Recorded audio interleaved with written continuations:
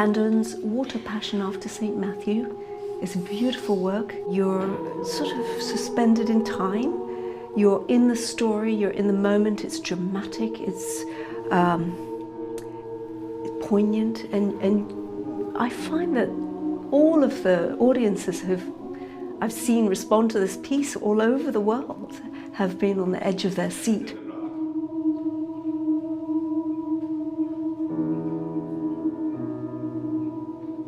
It's theatre in a way. The style of singing could be operatic, it can be Peking opera, it can be traditional opera.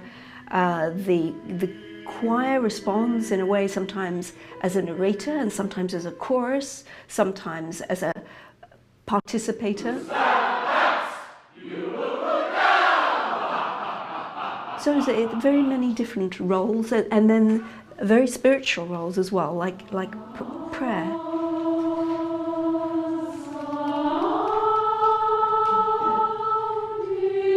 I think what's most extraordinary is what they'll hear first of all, because it should be all blackout. There should be nothing they can see, and they should hear the most extraordinary sounds coming from the violin, from the cello, the sound of wind, and the sound of, I think you may have heard this instrument, spooky instrument. It's called the waterphone, and it has a bowl of water inside it.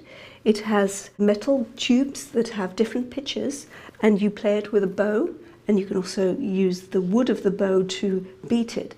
It's an incredible, colourful instrument. So listening for those in almost blackness is beautiful, and gradually everything will warm up. Maybe 1 or 2 minutes of setting the stage here, and then the piece will open. Handon has bridged 2 centuries with his music. He has bridged East and West. He has learned traditional music. He's come from playing in Peking opera, in the opera house in Beijing. He's a violinist, and he brings the two together in this piece beautifully. So there's an understanding of the Western language of music, a great understanding, but then there's the colour and the characteristics of the Eastern style of playing. Even you can imagine sort of Jewish Israeli street scene with all of this kind of playing around the tritone, and then playing around a lot of chromaticism, a lot of colour, and so it's in a way it's world music. That's what this is.